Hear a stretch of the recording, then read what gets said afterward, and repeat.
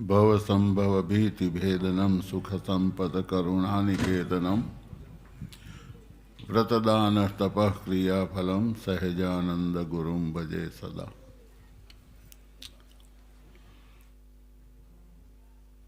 पीनर मंदिर ने आंगणे सभा में उपस्थित सर्वे भाविक भक्तजनों, मोक्षभागी जीवात्माओं, भगवाननी कृपाथी जीवना कल्याण माटे थईने भगवान स्वामीनारायणे आ पृथ्वी पर प्रगट थईने जे मार्गनी स्थापना करी, जे सिद्धांतोनी स्थापना करी, ए सिद्धांतोने अनुसरी सिद्धांतों प्रमाणे दरेक जीवात्मा पोतानुं आत्यांतिक कल्याण ए साध्य करी शके ए माटेनो जे मार्ग जे भगवाने स्थापित करेलो छे तेनुं अनुकरण करीने आपणे पण एनी अंदर सूर पुरावी अने आ मंदिरनी स्थापना करेली छे।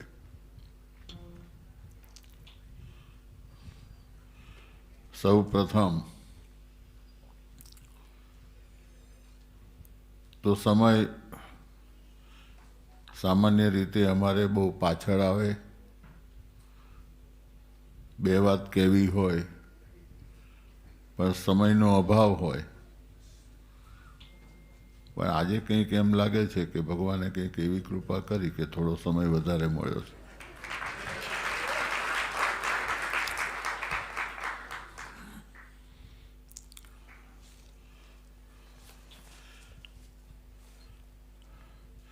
अमारो स्वभाव छे, अमारो एटले मारो पोतानो, भगवाननी आज्ञा स्थापेला सिद्धांतों स्पष्टीकरण भगवानना सिद्धांतों स्पष्टीकरण चोखवट कांकरो काढीने समझावानुं अने मार्गदर्शन करवानुं के जेथी तमारुं दरेक जीवात्माओनुं कल्याण थाय।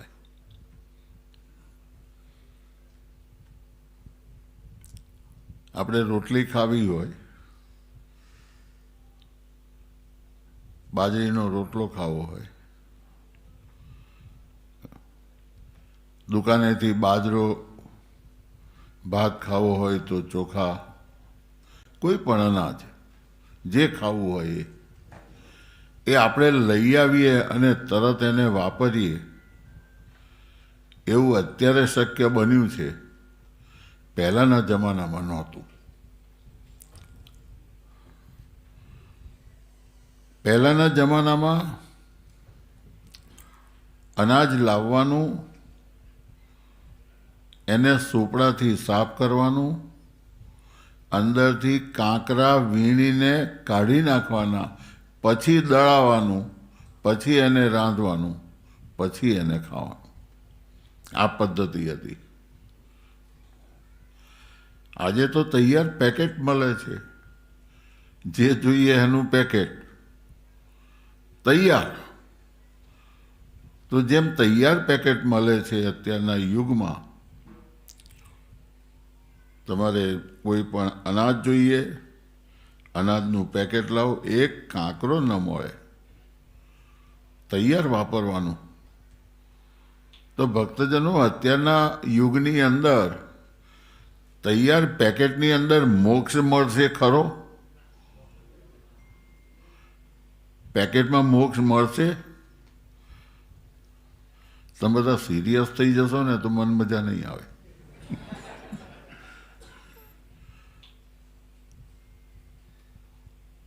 सीरियस क्यारे थवानुं होय के कंई बगड़वानुं होय तो आ तो बगड़ेलुं सुधारवानुं छे, एमां सीरियस न थवाय।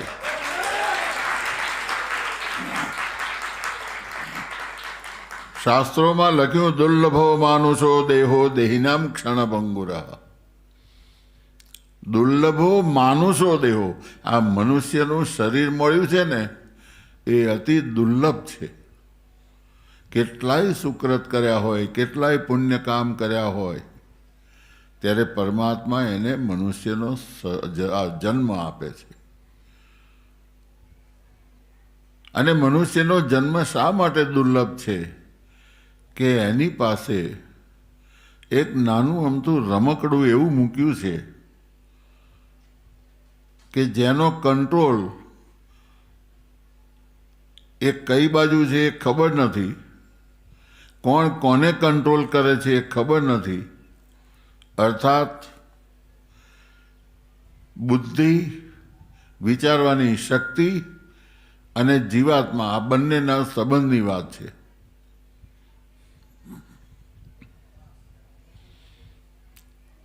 મનમાં વિચાર થાય કે મારે ખાવું છે, તો મનમાં વિચાર ઉત્પન્ન થયો ખાવાનો, પણ સાથે સાથે બુદ્ધિ આપણને એમ પ્રેરે છે કે ખાવા લાયક વસ્તુને ખવાય, જે ખાવા લાયક ન હોય એને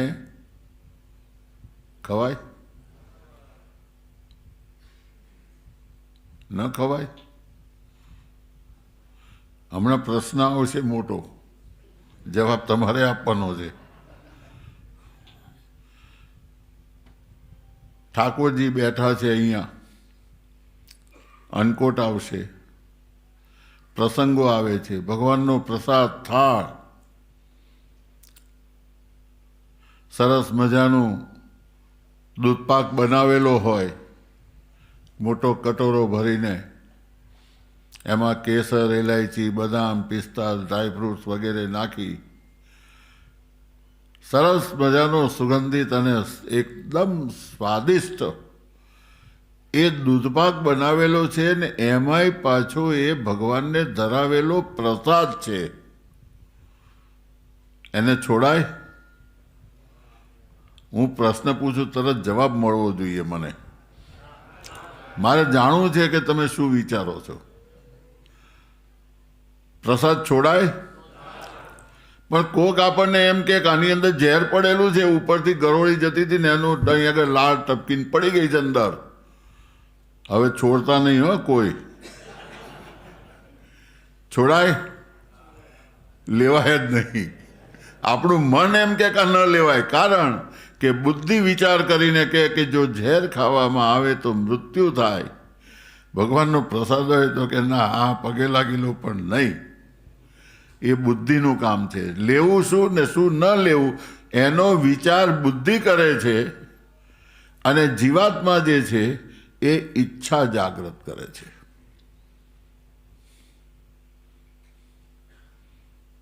સમજણ પડી આ વાત? આ તત્વજ્ઞાન છે મોટું. એક ચૈતન્ય શક્તિ છે, અને એ ચૈતન્ય શક્તિને ધારણ કરવા માટેનું એક શરીર છે. એટલા માટે શ્રીજી મહારાજે આપણને, ભગવાને 3 પ્રકારના દેહ બતાવ્યા છે: સ્થૂલ, સૂક્ષ્મ અને કારણ. સ્થૂલ શરીર આપણે જોઈ શકીએ, સૂક્ષ્મ શરીર કે જેનો મોક્ષ નથી થયો, જેને પુનર્જન્મ મળ્યો નથી, અને જે પ્રેત યોનિની અંદર છે એ સૂક્ષ્મ શરીર. અને મનની ઈચ્છાઓ જે છે એ જાગૃત થવી, એ જીવાત્મા એક કારણ શરીરમાં રહેલો છે. અને કારણ શરીર જ્યારે પડી જાય, ત્યારે કારણ શરીરની અંદરથી પડી જાય, શરીર છૂટી જાય, ત્યારે જ જીવાત્માનું કલ્યાણ થાય છે. આ સિદ્ધાંત છે. હવે અહીંયા હૃદય છે તો એ એક અંગ છે શરીરનું. આપણે હાથની 5 આંગળીઓ છે. મન એમ કે મુઠ્ઠી વાળો એટલે તદ મુઠ્ઠી વળી જાય. મન એમ કે મુઠ્ઠી ખોલી નાખો એટલે ખુલી જાય. હવે મનને કહો કે હૃદય બંધ થઈ જા, બોલો તો ખરા. હૃદય ચાલુ થઈ જા, નથી થતું. આપણા કહેવા પ્રમાણે એ નથી ચાલતું. એ કુદરત છે, પ્રકૃતિએ નિયમ આપ્યો. પણ પ્રકૃતિ જ્યારે બંધ કરી દે અને પછી આપણે કહીએ કે ચાલુ થઈ જા, ચાલુ થઈ જા, ચાલુ થઈ જા, ન થાય. પ્રકૃતિનો નિયમ, પ્રકૃતિના રચયિતાનો જે નિયમ, એ દરેકને લાગુ પડે છે અને એ નિયમથી વિપરીત કોઈ કાર્ય થઈ શકે નહીં. આ પહેલો સિદ્ધાંત. હવે મોક્ષની અંદર પહેલો સિદ્ધાંત કે પ્રકૃતિને ભગવાને નક્કી કરેલો જે માર્ગ એ જ કલ્યાણદાતા છે. હવે શિક્ષાપત્રી ઉપર આપણે આવીએ. સેવા મુક્તિશ્ચ ગમ્યતામ. સેવા મુક્તિશ્ચ ગમ્યતામ. સેવા એટલે સેવાનો અર્થ સમજવાનો છે. ભગવાનની સેવા, ત્યાં શબ્દ સેવા મુક્તિશ્ચ ગમ્યતામ બરાબર, પણ કોની? ભગવાનની. ભગવાનની સેવા કરવાની વાત છે. અને સેવા એ જ મુક્તિ છે. અને સેવાનું નામ શું આપ્યું? તો શિક્ષાપત્રીમાં મહારાજે લખ્યું કે ગમે તેવો જ્ઞાની હોય, સમજણવાળો હોય, પણ જો ભક્તિ ન કરે તો એ વિદ્વાન હોય તો પણ અધોગતિને પામે છે. હવે તમે સેવા મુક્તિ છે, સેવા મુક્તિનું સાધન છે, અને ભક્તિ ન હોય તો અધોગતિને પામે છે. આ અહીંયા આગળ ભક્તિ અને ત્યાં સેવા, આ બેનો સમન્વય કરો તો બંને અર્થ તમારા સાચા રહે, કે એના વગર કલ્યાણ નથી, મોક્ષ નથી. આ ભગવાનના વચનો છે. ખાસ કરીને આજે બે પ્રસંગ છે અને બે પ્રસંગોને અનુરૂપ મારે વાત કરવી છે. આપણે ઘણા એમ કહીએ કે સેવા કરવાની છે, તો ભક્તિ કરવામાં સેવા અને ભક્તિ એક જ છે, પણ એ ભગવાનને અર્થે છે. ભગવાનના સિવાય આપણે કોઈ પણ કાર્ય કરીએ સેવાના નામે તો એ દાન પુણ્ય થાય, પણ ભક્તિ નથી, ભગવાનનું ભજન નથી એમાં, એટલે સેવા ન ગણાય.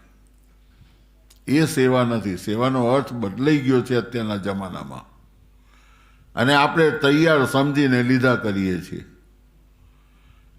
પણ ઘણી વખત એ હાનિ કરતા થઈ જાય. આપણે જોવું પડે ઇન્ગ્રેડિયન્ટ્સ શું છે, એની અંદર તત્વમાં શું છે, એ આપણે સમજવાનું છે.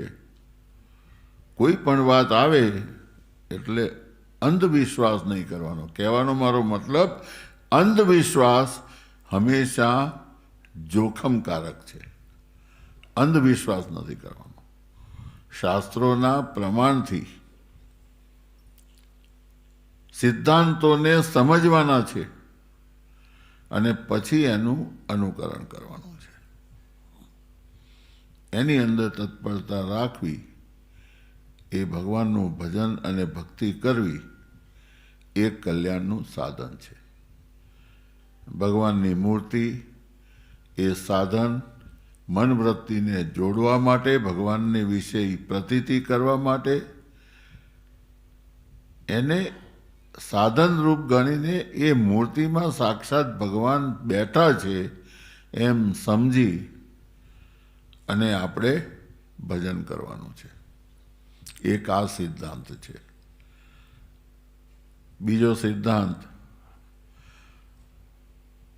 હમણાં કીર્તન ગાયું જ્યારે ધરમકુળને તેડાવ્યા, જ્યારે બે ભાઈઓના પુત્રોને બધાને મહારાજે, અહીંયા તો તમે સ્વયં નારાયણને તેડાવ્યા છે, સ્વયં ભગવાનને તમે તેડાવ્યા છે. અને આપણે મંદિરમાં બિરાજમાન છે ને અર્ચા સ્વરૂપ પણ સાથે આવ્યું છે. એ અર્ચા સ્વરૂપ જે આવ્યું છે, એ અર્ચા સ્વરૂપ અને અંદર મંદિરમાં બેઠેલા જે ભગવાનના પ્રતિમા સ્વરૂપ, આ બેમાં કોઈ ભેદ નથી, એકબીજાની સાથે છે, એક જ છે. અને આજે ભગવાનની તુલા થાય, પાઉણ તુલા, ભગવાનને આપણે શું તોલી શકીએ? ભગવાનને તોલવા માટે ભગવાનને શાની જરૂર છે કહો મને? આ છાબડી ભરાઈ એની જરૂર નથી, સમજી રાખજો. પણ એ ભરાવા પાછળ જે રીતે જે ભાવથી તમે ભર્યા એ ભાવનાની એમને જરૂર છે. એક પ્રસંગ છે શ્રીજી મહારાજના વખતનો. શ્રીજી મહારાજ કે આપણે યજ્ઞ કરવો છે અને દરેક જણ પોતાનું નામ ફાળો લખાવો એટલે એકત્રિત થાય. મહારાજે એમ નથી કીધું કે તમે આટલા આપો, કે તો આપણે ફાળો દરેકનું યત્કિંચિત પૈસો વપરાય, એનું કલ્યાણ થાય, એને મોક્ષ થાય, ભગવાનનો રાજીપો મળે. ભગવાન પોતે કહે છે યજ્ઞ માટે. એક ભક્ત હતા, એને વાત કરી કે આટલું. મહારાજ કે ભગત કેમ તમે કંઈ બોલતા નથી? બધાય લખાવે છે, તમે? કે મહારાજ હું ઘરનાને પૂછીને નથી આવ્યો, હું પૂછી આવું પછી લખાવું. એટલે પહેલાં કે પણ પૂછવાનું શું, તમે મનથી જે લખાવવું હોય. એટલે એમણે લખાવ્યું. મહારાજ કે શેઠ આટલું તમે લખાવ્યું? મહારાજ લીલા કરે. શ્રીજી મહારાજ લીલા ચરિત્ર કરે છે. લખાવ્યું. મહારાજ કહે છે કે આ તો કંઈ બહુ ઓછું નથી લાગતું. કે મહારાજ હું પૂછી આવું ઘરે. તો કે જાઓ પૂછી આવો. ઘરે પૂછવા ગયા. ઘરના વણસીલા હતા એમના પત્ની. કે મહારાજે માગ્યું, મહારાજે કીધું અને તમે અહીંયા પૂછવા આવ્યા? લઈ જવા પૂરું એમ કહીને આખો ભરી આપ્યું. ઉપરથી પોતાના હાથની ચૂડી અને ચાંદલો અને નથ ને બધું એની અંદર મૂકી દીધું કે જાઓ મહારાજને અર્પણ કરો. ઉપર ઢાંકી અને આવ્યા હોંશે હોંશે કે મહારાજ ઘરના તો મારા કરતાં પણ વધારે હોંશીલા છે. લ્યો આ છાબડી મૂકી. મહારાજે દ્રષ્ટિ કરી. મહારાજ કે આ સૌભાગ્યની નિશાની એ તમે પાછી લઈ જાઓ અને બાકીનું જે છે એ યજ્ઞમાં વાપરો. યજ્ઞ પત્યો એટલે મહારાજે દરેકને કીધું કે દરેક પોતપોતાનું જે આપેલું હતું એ લઈ લો હવે પાછું. શ્રીજી મહારાજે પાછું આપ્યું છે દરેકને. મહારાજને જરૂર નથી, કર્મ થઈ ગયું, આવ્યું, વપરાયું, વધ્યું, પાછું લઈ ગયા. જે આપેલું હતું એ બધું પાછું લઈ લીધું દરેક જણે. આ મહારાજના વખતનો એક પ્રસંગ છે, અવારનવાર કથાની અંદર આવે છે. આજે ભગવાનને જરૂર છે એટલે આપણે તુલા કરી છે, પણ આ તુલાની અંદર ભગવાનનું કાર્ય થઈ જશે એટલે જે મૂકેલું છે ને એ ભગવાન આશીર્વાદમક રૂપે 10 ગણું કરીને તમને આપી દેશે. એ 10 ગણું કરીને તમને આપશે. આજની તારીખથી નોંધ કરો કેટલું આપ્યું છે ને કેટલું નોંધ કરો ને કેટલું 10 ગણું જો તમને ન મળી જાય તો મને કહેજો.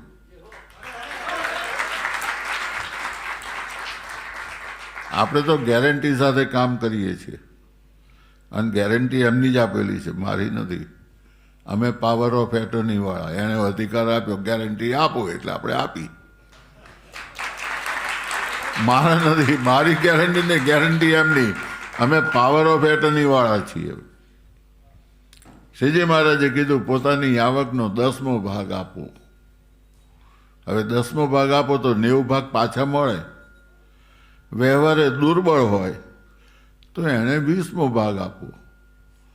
ઘણી વખતે ઘણા હરિભક્તો એમ કહે કે મહારાજ અમારી દુર્બળ સ્થિતિ છે. હોય સ્થિતિ સારી પણ 10મો ને બદલે 20મો આપે એટલે ભગવાન પાસે માગણી કરે કે મારો વ્યવહાર દુર્બળ રહે, હું 20મો આપ્યા કરું, વધારે ન આપવું પડે. તમારા જ કે બેસ તું આવતા 20મો તું આપ્યા કરતા ને એ જ પ્રમાણે. અને જેણે 20માંથી વધીને આગળ વધ્યા અને જેણે 10મો ભાગ આપ્યો એ સુખ્યા થતા ગયા. પણ કળિયુગ છે ને એટલે ઘણાઈને એવું થાય કે કામ પત્યું, દીઠા દેવ, અને આગળની પંક્તિ ખબર નથી. તમે બધા અહીં આપણે ગુજરાતમાં તો ડગલે ને પગલે કહેવતો છે. દીઠા દેવને પોગી જાત્રા પૂરી થઈ, અને ઘણી વખત જ્યારે કામ પતી જાય એટલે કે લે દેવ ચોખા, મેલ મારો છેડો. હા, સમજવાની વાત છે, ઇંગ્લેન્ડમાં ના આવે અહીંયા, અહીં તો હજુ લાવો હજુ. ભક્તજનો ભગવાન છે ને 10મો ભાગ રાખે છે, 90 ભાગ પાછા આપે છે. આ તો કોઈ પ્રસંગ છે, ભગવાન આવ્યા છે. બાકી ભગવાનનું સ્વરૂપ, તમે ડાકોર ગયા છો ને, કોક જ એવું હશે કે જે નહીં ગયું હોય. ત્યાં ડાકોરમાં મંદિરની પડખે એક ત્રાજવું મૂકેલું છે. એનો ઇતિહાસ ખબર છે? ભક્ત બોડાણા ભગવાનને લેવા આવ્યા ત્યારે જે ભગવાનના સ્વરૂપને લાવવું હતું, એ જેની પાસે હતું એ કે આ મૂર્તિના બરોબર મને તમે સોનું આપો અને લઈ જાઓ. એને સોનાની મહત્તા હતી, ભગવાનની નહોતી. એટલે ભગવાનને તુલા કરીને કહે કે લઈ જાઓ. તો ભગવાનને એક બાજુ ત્રાજવામાં પધરાવ્યા, અને બીજી બાજુ એક નાકની વાળી એમના પત્ની હતા, એમણે મૂકી અને ત્રાજવા બે સરખા થઈ ગયા. ડાકોર મંદિરમાં જે મૂર્તિ છે એ મૂર્તિના વજનની અંદર સોનાની એક વાળી, બંનેનું વજન કેટલું થાય તમે ગણી લો ડિફરન્સ. છતાંય સમતુલા થઈ ગઈ. ભગવાન પ્રેમથી બંધાય છે. ભગવાનને બાંધવા માટે ભક્તિ અને પ્રેમ, આ બે વસ્તુ હોય તો ભગવાન જરૂર બંધાય છે. અને ભગવાન પણ એ તાતણાને તોડી શકતા નથી, અને એ જ તાતણાના સહારે ભગવાનનું ધામ મળે છે. ભગવાનના ધામની અંદર જવાય છે. આપણને એમ કહે કે કલ્યાણ થઈ જાય, તો કલ્યાણનો અર્થ એટલો કે એને આપત્તિ, એને જે વિપત્તિઓ હોય બધી, એમાંથી છુટકારો થઈ જાય. એટલે આપણે કહીએ કલ્યાણ થઈ ગયું. કોઈ આશરો ન હોય, અથવા તો કોઈ પાછળ આવે, તકલીફો આવે, ભગવાન પાસે જાય તા કે સારું તું આવી ગયો, કંઈ વાંધો નહીં, અહીંયા આગળ રૂમ છે આપણી પાસે ખાલી એક્સ્ટ્રા, એની અંદર તમે રહો ને મજા કરો, પ્રસાદના ટાઈમે મળી જાય, જમો કરો ને મજા કરો. પણ ભગવાનની સેવા નથી મળતી, એને મુક્તિ નથી મળતી. અક્ષરધામમાં પહોંચે ખરો, કલ્યાણ થઈ જાય, અક્ષરધામમાં ખૂણામાં પડ્યો રહે, પણ મોક્ષ એ ભગવાનની જ્યાં સુધી સેવા ન કરે, તો અખંડ સેવામાં ભગવાનને ત્યાં રહેવું હોય તો એને મુક્તિ માની છે. ત્યાં બંધાયા પછી બીજે બંધાવાનું રહેતું જ નથી. કલ્યાણ અને મોક્ષમાં પણ આટલો તફાવત છે. એક ભગવાનનું સાનિધ્ય મળે છે, અને બીજી બાજુ ભગવાનના ધામની અંદર વાસ મળે છે. વધારે સારું કયું કહેવાય? ભગવાનની સેવા મળે એ વધારે સારું કે ભગવાનના ધામમાં રહેવા મળે એ સારું? જો આટલી સમજણ હોય તો પછી હવે મારે સમજાવવાનું કંઈ રહેતું જ નથી. તમે બધાએ સમજુ છો, ડાયા છો. હવે કેવી રીતે આ થઈ શકે ને કેવી રીતે પ્રાપ્ત થઈ શકે એનો ઉપાય એ શાસ્ત્રોમાં બતાવેલો છે. આ બે વસ્તુ, એક મોક્ષની વાત, કલ્યાણની વાત, દાન પુણ્ય અને જે કંઈ આપણે ઉત્સવો ઉજવીએ છીએ એનું કારણ કે આ ઉત્સવ કોઈક વખતે આપણને યાદ આવી જાય તો એના માધ્યમથી ભગવાન યાદ આવી જાય. જે પેલું નાનું રમકડું મેં હમણાં કીધું ને, એ અંતઃકરણમાં બુદ્ધિ એ જ્યારે ભ્રમિત થઈ જાય ત્યારે વિવેક ચૂકી જાય, અને વિવેક જ્યારે ચૂકે ત્યારે ન કરવાનું પણ કરે, ગમે તે રસ્તે તે જાય. માયાના બંધનમાં બંધાયેલો જીવાત્મા એ માયાના સ્વરૂપને ઓળખી શકે નહીં, અને એ વહેણમાં તણાઈ જાય. એટલા માટે માયાને અહમમત્વ અને આવા જ પ્રકારના કાર્યોને અંતઃશત્રુ કીધા છે. કામ, ક્રોધ, લોભ, મોહ, માયા, મત્સર, આશા, તૃષ્ણા આદિક એમ શબ્દ લખ્યા. માયાના કેટલા સ્વરૂપ છે? એના બધાય જીવાત્માને અહમમત્વ કરાવે છે. અહમમત્વ કરાવે એનો વાંધો નથી, પણ ભગવાનના માર્ગે જતા અવરોધ કરે છે. માયાનો આ ગુણ છે. અને એ માયા જે છે એ અંતઃશત્રુના રૂપમાં ગમે તે વિચાર, ગમે તે એના સંજોગ, ગમે તે રીતે પણ એ આપણી સમક્ષ જ્યારે આવે અને આપણે એના તાબે થઈએ તો આપણે માયાની અંદરથી છૂટ્યા નથી. અને જો માયામાંથી ન છૂટીએ તો ભગવાનનું ધામ મળતું નથી. આ ધર્મશાસ્ત્રો કહે છે. એનો અર્થ એવો નથી કે માયા ન રાખો. તમે રાખો કે ન રાખો, મહારાજ કહે છે ધર્મ, અર્થ, કામ અને મોક્ષ આ ચારેય પુરુષાર્થની સિદ્ધિ તમને પ્રાપ્ત થાય ધર્મ પ્રમાણે, ભગવાનના આજ્ઞા પ્રમાણે ચાલો તો સૌથી પહેલો ધર્મ વિવેક બુદ્ધિ. શું કરવું, શું ન કરવું, શું હિતમાં છે, શું અહિતમાં છે, એનો વિચાર કરીને પોતાના હિત માટેનું કાર્ય કરવું, એને ધર્મ કહ્યો છે. પછી કોકને પીવાની ઈચ્છા થાય અને એને મળી જાય તો એને ધર્મ કહેવાય? કેમ? એની ઈચ્છા થઈને પૂરી, એને ધર્મ ન કહેવાય? એના માટે લાભ છે. વ્યસન છે. વ્યસન વિવેક બુદ્ધિ ખોઈ નાખે છે. સારા નશાનું ભાન પણ રહેતું નથી. લાભ કરતા હોય તો એને કહેવાય લાભ, તો એ સારો ગુણ કહેવાય, નહીં તો ન કહેવાય. તો તમને ધર્મ મળે છે.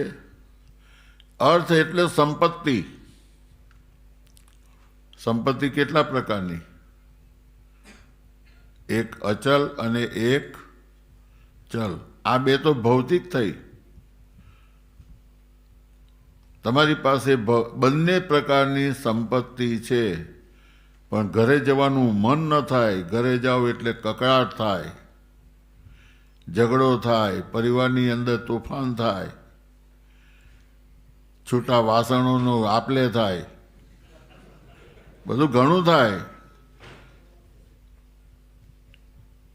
એક બાજુથી જોડું જાય તો બીજી બાજુથી ચંપલ આવે, એવું થાય. બધા જાત જાતના ખેલ જોઈએ છે. અમારી પાસે આવે છે.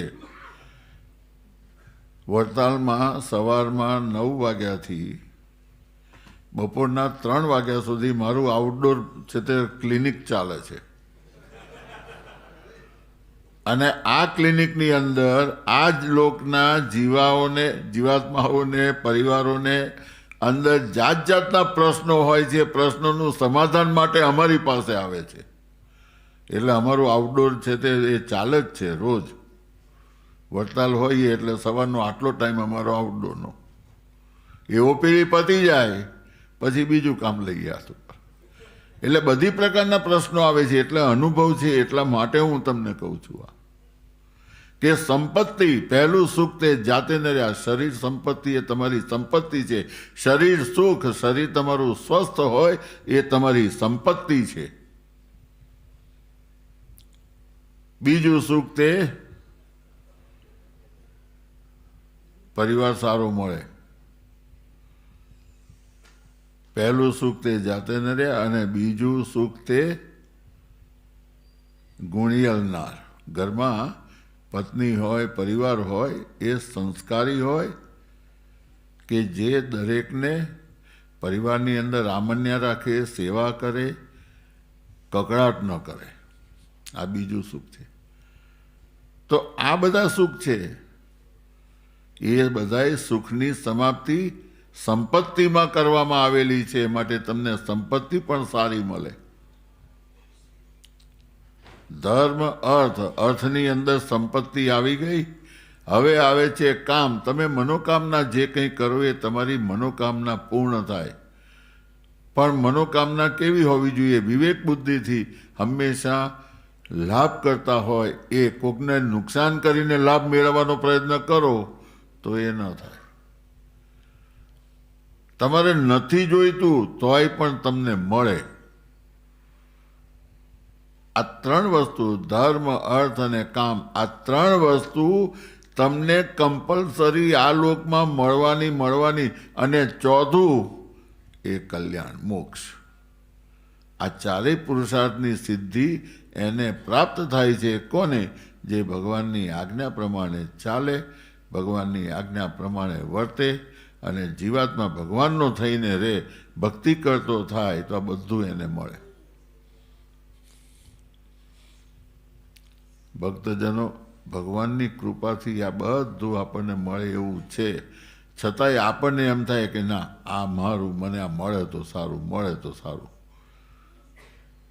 તમે ભગવાનની ભક્તિ કરો, વગર માગે મળશે. આપણે દૂધ ખાવું હોય તો દૂધ લેવા માટે થઈને ઘરે ગાય રાખવી છે કે ભેંસ રાખવી છે, તો તમે બજારમાં લેવા જાઓ તો કેટલું દૂધ આપે છે એ રીતે એની કિંમત કરશો કે કેટલું છાણ આપે છે, ખાતર આપે છે એની ઉપર કરશો કિંમત? તમે દૂધ ગણીને એને લઈ આવો ઘરે કિંમત આપીને. ઓલું તો તમને એમને મફતમાં બાય વન ગેટ વન. આ અહીંયા આગળનો સિદ્ધાંત. એમ શ્રીજી મહારાજને ત્યાં એક જ છે કે buy one get 4 free. Buy one, ભગવાનને પકડો, ભગવાનને રાખો, ગેટ 4 ફ્રી. એ મળ્યા જ કરે તમને. ભક્તજનો, આ મેં તમને જે સમજાવ્યું ને એ બહુ સરળ ભાષા બને એટલી કરીને તમને સમજાવ્યું છે. અને આ દરેકના પુરાવા સાથે. તમે એમ કહો કે પુરાવા જોઈએ છે તો આપણે ડિબેટ ગોઠવવાની એક દિવસ. તમારે પ્રશ્ન કરવાનો, હું તમને પુરાવા સાથે જવાબ આપું. તમને પુરાવા સાથે જવાબ આપું, પ્રેક્ટિકલ. પણ એને માટે ટાઈમ નક્કી કરવો પડે. વીકેન્ડમાં ન થાય. એને વીકેન્ડમાં ન થાય. એને રેગ્યુલર ટાઈમ, ભલે અઠવાડિયે 15 દિવસે, પણ એક દિવસ નક્કી કરવો પડે. એક દિવસ નક્કી કરો, એક પ્રશ્ન, અને એના ઉપર છણાવટ. આપણે અડધો કલાક બહુ થઈ ગયો. અને શ્રીજી મહારાજે કીધું છે કે સાયંકાળે ભગવાનના મંદિરમાં આવવું. સાયંકાળે ભગવાનના મંદિરમાં આવવું અને દર્શન કરવા. સવારમાં તો ઉતાવળ હોય, લે દેવ ચોખા મેલ મારો છેડો, એના જેવું હોય. ભાગમ ભાગ મંદિર આવ્યા, ભગવાનને સેલ્યુટ કરી અને ભાગ્યા. શાંતિથી બેસવાનું. જ્યારે પણ બધાને સમય મળે તો સારામાં સારી સગવડો છે અત્યારે વિજ્ઞાનની. વિજ્ઞાને આપણને કેવી સરસ કનેક્ટિવિટીઓ આપી દીધી છે. વચ્ચે થોડો સમય અમે અમેરિકા ખાતે હરિભક્તોની માગણી હતી, તો દર ગુરુવારે એમણે નક્કી કરેલો હતો એમનો ટાઈમ સાંજનો. ત્યાં સાંજ, અમારે સવારે ત્યાં વડતાલમાં. દર ગુરુવારે 1 કલાક ઝૂમ ઉપર દરેક સભ્યો ભેગા થાય અને એની અંદર કથા વાર્તા થાય.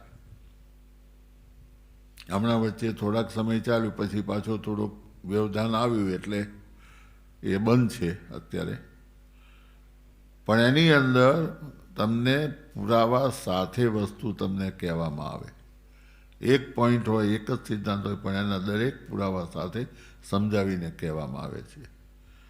એમ તમારે અહીંયા શરૂ કરવું હોય તો ભેગા થઈને નક્કી કરીને દિવસ નક્કી કરજો. અમેરિકાનો ટાઈમ જે છે એ ત્યાં સાંજનો છે, એટલે અહીંયા તમારે મધ્યરાત્રિ થાય. અહીંના કરતાં પાછળ છે ને, 5-6 કલાક પાછળ ને. એટલે ત્યાં જ્યારે સાંજ પડે ત્યારે અહીંયા તમારે મધ્યરાત્રિ થાય. એટલે એમની સાથે બેસવામાં કે કનેક્શન કરવામાં આપણે સુવાનો ટાઈમ હોય એટલે કદાચ સેટિંગ ન આવે. પણ અહીંયા સાંજનો ટાઈમ હોય, જેમ કે અત્યારે છે, તો આવો ટાઈમ તમે રાખો એટલે અમારે ત્યાં બપોરના મધ્યાહન હોય, અમારે ત્યાં બપોર હોય. કેટલા થયા? 8 ને હા બરાબર. ઘડિયાળ હું જોતો જ નથી, હું દ્રષ્ટિ ગઈ. કંઈ વાંધો નથી, 12 વાગ્યા સુધી તો જાગરણ કરીએ આપણે, 11:30નો ટાઈમ રાખીએ.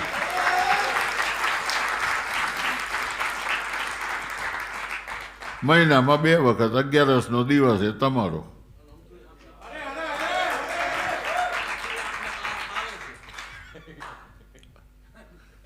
લાલજી મહારાજ મને યાદ કરાવી દે છે કે આમ તો મારે પ્રવચન આવે ને ત્યાં ઇન્ડિયામાં, તો એ બપોરના 12 વાગે આવે હાથમાં માઇક, એટલે મારે બધાના 12 જ વગાડવાના હોય.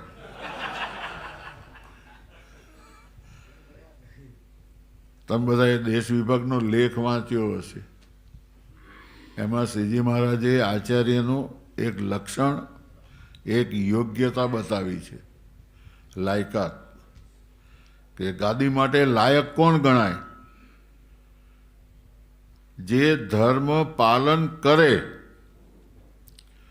અને પાલન કરાવી શકે એવો વ્યક્તિ એને ગાદી ઉપર બેસવાનો અધિકાર છે. આ દેશ વિભાગનો લેખ કહે છે. હવે જ્યારે હું બેઠો છું, તમારી લાયકાતમાં એ આવે ને કે પાલન કરવું અને પાલન કરાવવું. હવે જો કાયમ માટે અહીંયા બેસવું હોય મારે, તો કાયમ માટે આ વાત કરવી પડે. એક હમણાં લગભગ થોડા સમય પહેલાં, 1.5-2 વર્ષ જેવું થયું લગભગ, એક હરિભગત આવ્યા કે મહારાજ આ બધા વાતો કરે છે, અમારે અત્યારે સત્ય અસત્ય, ધર્મ અધર્મ વિવાદો તો ચાલુ જ છે. તો એની અંદર એક જણ હોંશે આવીને મને કે મહારાજ આમ કહેતા હતા અમુક જણ કે હવે જીવીને કેટલું જીવવાના છે? 25 વર્ષ. બહુ તો 25, 100 વર્ષ ગણવા હોય તો 75 થઈ ગયા કે 25 વર્ષ. એટલે મેં એમને કીધું, મેં કોઈ એ કોણ કહે છે? જે કહેતા હોય એ લાવું, એ તો ભગવાન કહેવાય, અંતર્યામી કહેવાય. આપણે પગે લાગીએ એને. એટલે પાછા એના જે શિષ્ય હોય કે ના, આજે આવીને કહી ગયા મહારાજ, પ્રત્યક્ષ આવીને દર્શન આપીને કહી ગયા.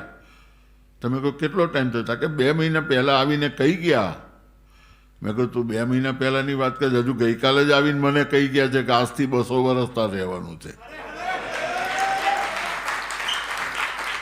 એને કીધું, મેં કહ્યું આજે આવીને મને કહી ગયા કે 200 વર્ષ તાર રહેવાનું છે, મને કહી ગયા છે.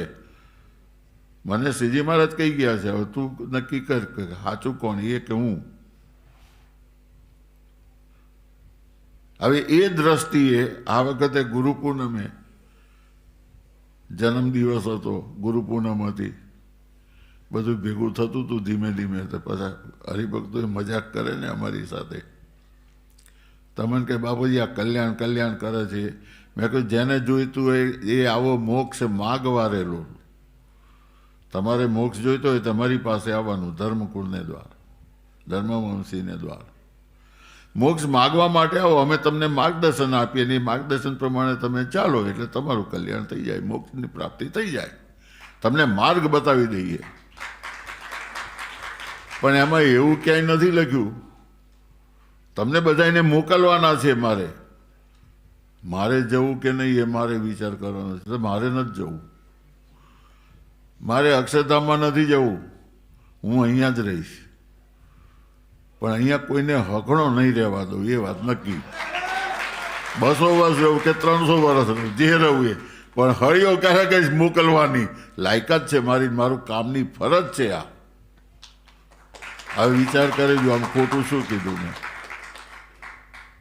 કહેવાનો મારો ભાવાર્થ જે છે ને બહુ શુદ્ધ છે મારી દ્રષ્ટિએ. તમારી દ્રષ્ટિએ કેવો છે મને ખબર નથી. હકીકતમાં ભગવાનનું ભજન કરવાથી જ મુક્તિ મળે છે, બાકી મુક્તિ શક્ય નથી. વિદ્વાન હોય તો પણ અધોગતિ તેમ આપે છે. શિક્ષાપત્રી ખોટી થાય. મહારાજનું સ્વરૂપ વાણી છે ભગવાનની, એ ખોટી ન હોય.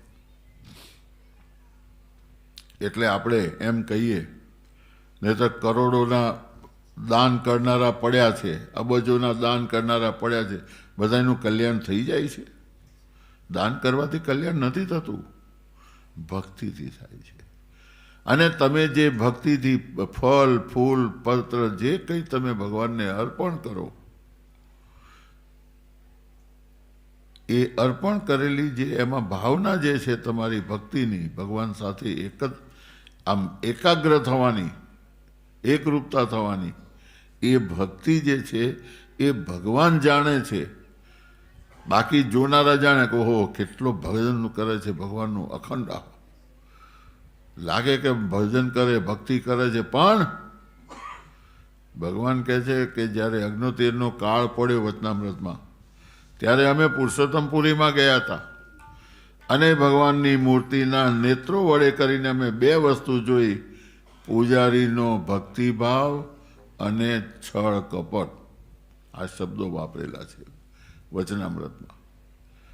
કહેવાનું મારું એક જ છે કે આપણી ભજન ભક્તિને ભગવાન જાણે છે, અંતર્યામી છે, એ જ એનો નિર્ણય કરનારા છે, બીજા કોઈ નથી. એટલા માટે જે નિર્ણય કરનાર છે, એમણે જે માર્ગદર્શન આપ્યું એ જ ધર્મ છે આપણો, એ જ આપણે માટે ધ્રુવ છે. સંસ્કૃતમાં કહે છે ધ્રુવ ધારે તે ઇતિ ધર્મ. ધ્રુવ એ જ વસ્તુ સાચી છે. માટે શિક્ષાપત્રીના આધારે ગમે તેવો મોટો વિદ્વાન હોય પણ ભક્તિ ન હોય તો અધોગતિને પામે છે. એ વસ્તુને ધ્યાનમાં રાખી અને સાચી દિશામાં કોઈ ભરમાવે, ચોર, પાપી, વ્યસની, પાખંડી, કામી અને કેમિયા ભક્તિ અને જ્ઞાનનું અવલંબન કરીને સ્ત્રી દ્રવ્ય અને રસાસ્વાદમાં લોલુપતકા પ્રવર્તતા હોય એવા જનને ઠગનારા હોય એનો સમાગમ ન કરવો. શિક્ષાપત્રીનું વાક્ય. એથી આગળ મહારાજે, શ્રીજી મહારાજે તમારા ધર્મ બતાવ્યા, તમારે ધર્મ પ્રમાણે કાર્ય કરવાની પદ્ધતિ બતાવી. તમારા ધર્મથી જો બે ઘડી પડી જવાય, બે ઘડી પણ ધર્મનો જો લોપ થતો હોય તો એવું ગુરુનું વચન પણ ન માનવું. શિક્ષાપત્રીની આજ્ઞા છે. આ જે શબ્દો જે છે એ ભગવાને મુક્તિ માટે આપેલા છે કે જો ભગવાનના ધામમાં જવું હોય, ભગવાનની સેવા કરવી હોય તો આ કોઈ આવા વ્યક્તિઓનો સમાગમ ન કરવો. ધર્મ અમે સ્થાપ્યા છે એમાંથી પડી જવાય એવું ગુરુનું વચન આવે તો પણ ન માનવું. તમારે અમારી આજ્ઞાને અમારા બતાવેલા નિયમ પ્રમાણે ચાલવાનું છે. આમાં ફેરફાર કરવાનો કોઈને અધિકાર નથી. મીઠું મરચું ભભરાવાનો પણ કોઈને અધિકાર નથી. પેકેટ ખોલો અને ખાઈ લો. પેકેટ કરીને આપણને આપ્યું છે ભગવાને. હવે ખોલો છો કે નહીં એ તમારે નક્કી કરવાનું છે.